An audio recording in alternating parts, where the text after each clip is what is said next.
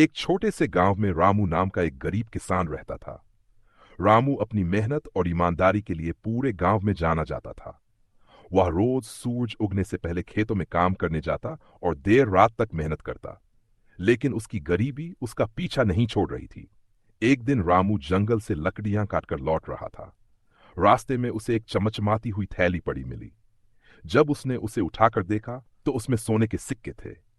रामू की आंखें चमक उठीं, लेकिन अगले ही पल उसने सोचा, किसी और की गिरी हुई है, किसी की गिरी हुई है। मुझे इसे उसके असली मालिक तक पहुंचाना चाहिए। रामू ने गांव लौटकर सरपंच के पास जाकर यह बात बताई। सरपंच ने थैली देखकर कहा, रामू, यह सच में तुम्हारी ईमानदारी की परीक्षा है। हम गांव में घोषणा करेंगे और यदि कोई इसका मालिक साबित हुआ तो इसे उसे लौटा देंगे। घोषणा सुनकर एक सेठ आया और थैली को पहचान कर कहा, यह मेरी थैली है। मैं जंगल में यात्रा कर रहा था, तब ये गिर गई। रामू ने बिना कोई सवाल किए थैली उसे लौटा दी। सेठ ने रामू की ईमानदारी देखकर उसे इनाम में 10 सोने के सिक्के दिए। रामू ने वह सिक्के लेकर अपने खेतों की हालत सुधारी और अपनी मेहनत से और भी तरक्की की। धीरे धीरे उसकी ईमानदारी और सफलता की चर्चा दूर दूर तक फैल गई। शिक्षा।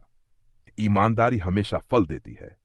चाहे स्थिति कैसी भी हो, हमें अपने चरित्र और मूल्यों से समझौता नहीं करना चाहिए।